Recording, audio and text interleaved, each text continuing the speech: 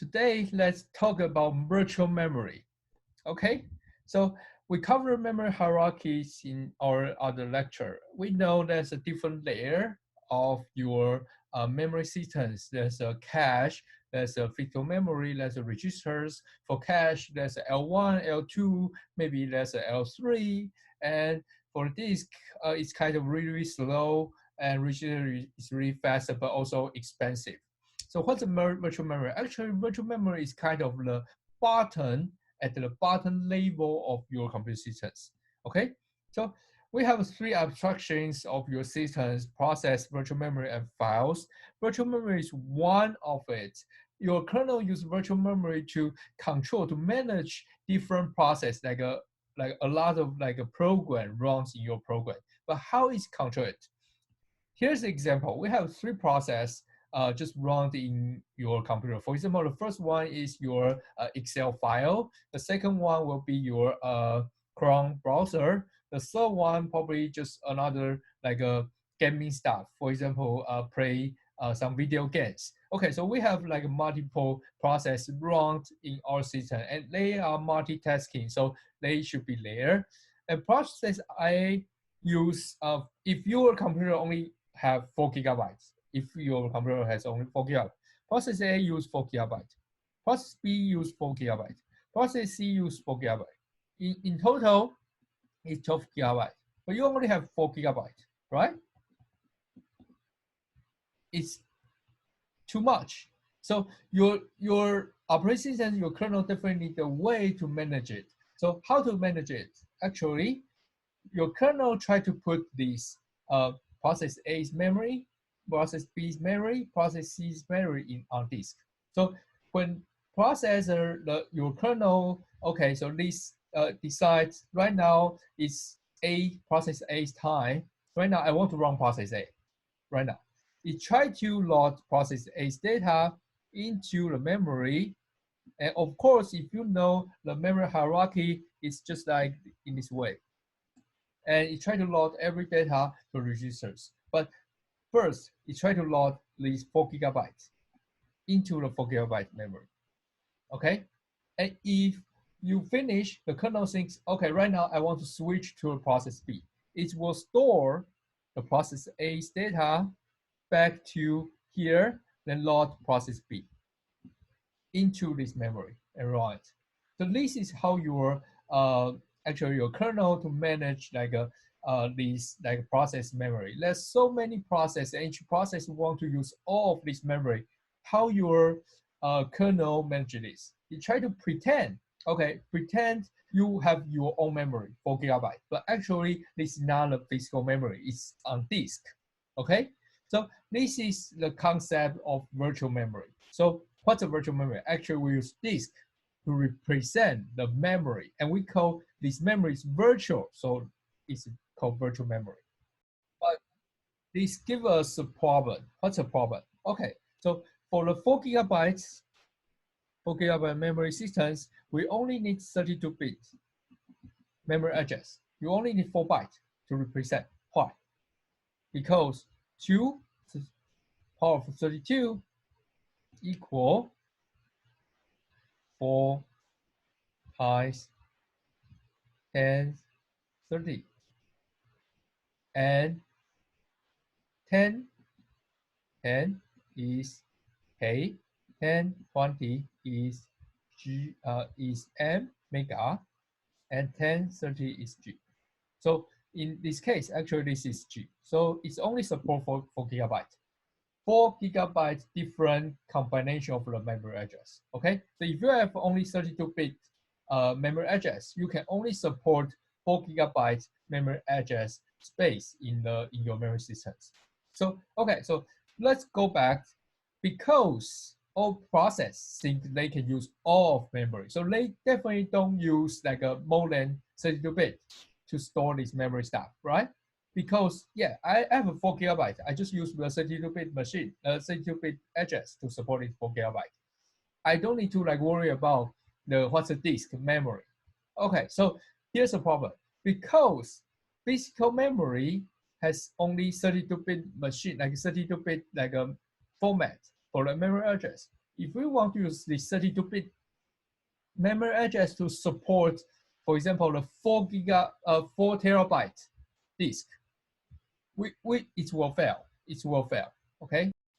We can try to compute how many bits we need for this 4 terabyte disk first. Okay, so 4 terabyte disk is equal to 40B equal to 4 times 10, 40. This is terabyte. Okay, so actually you need how many? You need how many bits? You need 42 bits. So 42 bits can support this terabyte, but you only have 32 bits. You only have 32 bits. You want to change it 32 bits to 42 bits with a function with some like a black box. I want to have a black box and try to convert 32 bit to 42 bit so I can support this 4 terabyte disk memory address.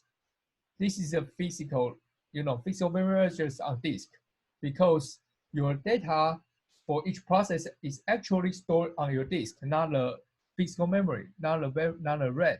So you need to figure out a way to convert this 32-bit system to a larger system to use it to search on your disk. So here's a idea we just come up with how to convert, how to like make this large. Okay, so let's talk about this idea. So the first idea is we have 32-bit. We have a 32-bit memory address. So the 32-bit will be like 0, 1, 1, 0, 1, and there's a 32-bit address. Okay, so if we can use the first one to make a decision, okay, I want to get the first one and use it to find another memory address. Is this possible? Yes, it's possible. So if we have this 0, we can use 0 or 1 to make a decision which memory address we want to use. We want to use to connect. So we want to use to like enlarge. So imagine that you have a box. Inside this box, there's only 2 entries. The first one is 0, the second one is 1. And inside the box, you have 32-bit stuff here. And you have another 32-bit stuff here. Okay, so in this case, what we can do? We can use the first bit to find the location of the remaining bit.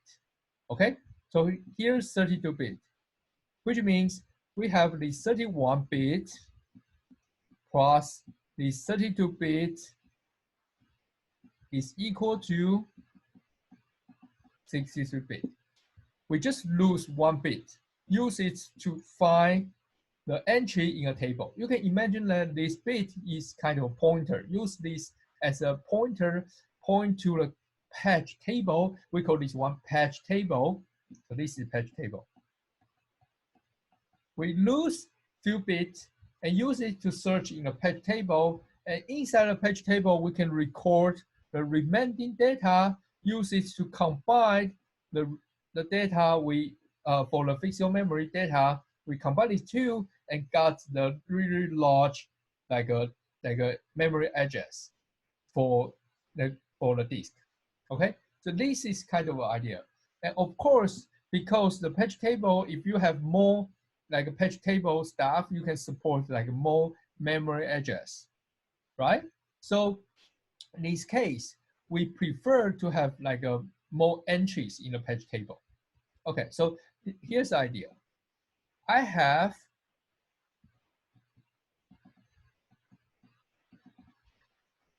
this range of bits. Okay, so for example, if I have let's say 4 bits for this one. If we have 4 bits, because it's a 4 bit, so I can use to support how many table entry from 0, 0, 0, 0, 0, 0, 0, 1, 0, 0, 1, 0, and 1, 1, 1, 1. So actually we have 16. So if we only use 4 bits, we can have a table with 16 entries from 0, 1, 2, 3, 4, 5, and 15 until 50, right? Then the remaining part, there's 32 minus 4, which is 28 bit. This 28 bit plus this 32 bit, still we have 60 bit. It's more than enough for now.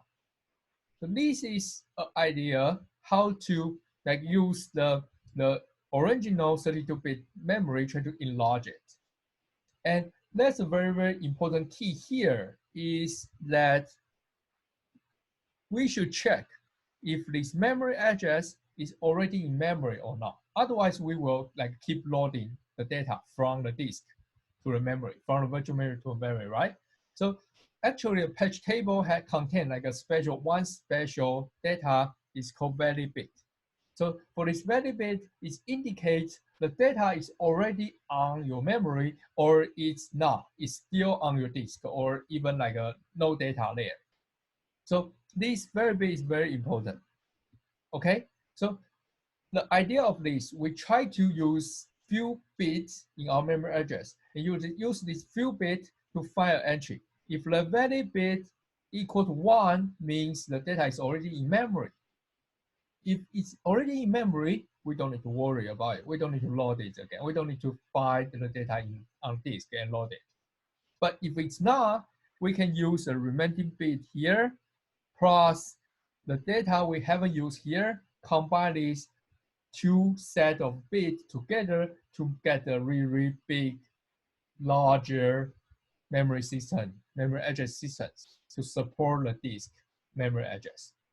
This is the idea of using patch table. So the patch table is a key, very important. The patch table is a key for your virtual memory. So a small example about how to use this virtual memory, how to use this patch table.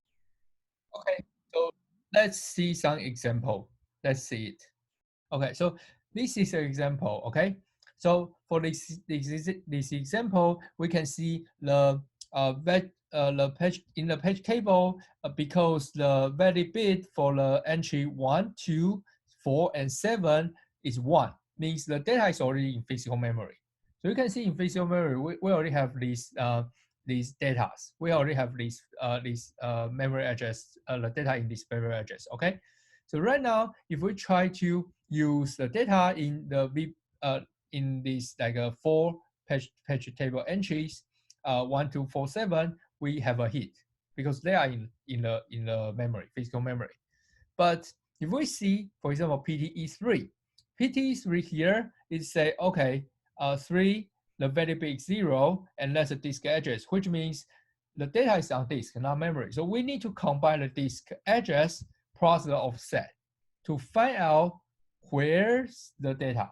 Okay, so we combine the disk address plus the offset. We figure out it's a patch 4. We need to find the data on the disk.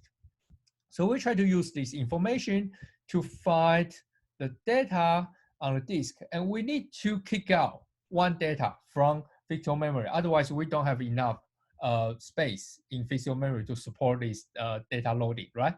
So we try to figure out which one we want to kick out. You don't need to like worry about like how to decide this. We will cover some algorithm in other videos about it. But you just assume there's one data automatically be kicked out. And we decide to kick out the VB4. So if we want to kick out the VB4, we need to update the valid bit for VB4. So the valid bit of VB4 will become 2, 0.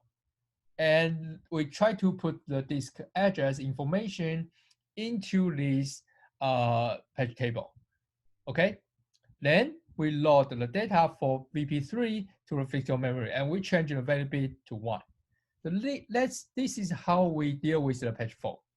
When we see a patch 4, because the data is on the disk, not memory, so we need to load the data from disk to memory. But because the memory is full, we need to find a space for this data, right? So we kick out one data in the physical memory. Because we kick out it, we need to set the valid bit equal to 1 to equal to 0. We want to change the valid bit.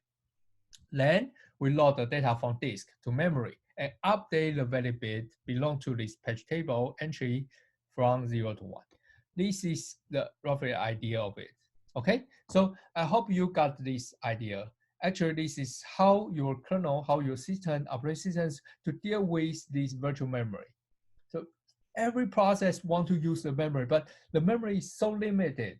how your kernel manage it. Actually, they use disk to support it. The process they don't know. They thought they use the physical memory, but it's not. They use virtual memory. So the data is stored on a disk.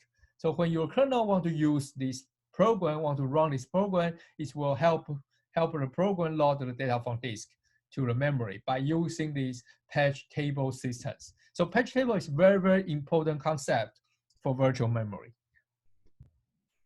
So today we cover the virtual memory. We just briefly introduce like what the virtual memory is and how your kernel to manage this virtual memory. Actually, that's a very important keyword, a very important component called patch table. We store the patch table on disk, but every time when your operating system try to run something, it will load this patch table to the memory and use the patch table to manage this resource.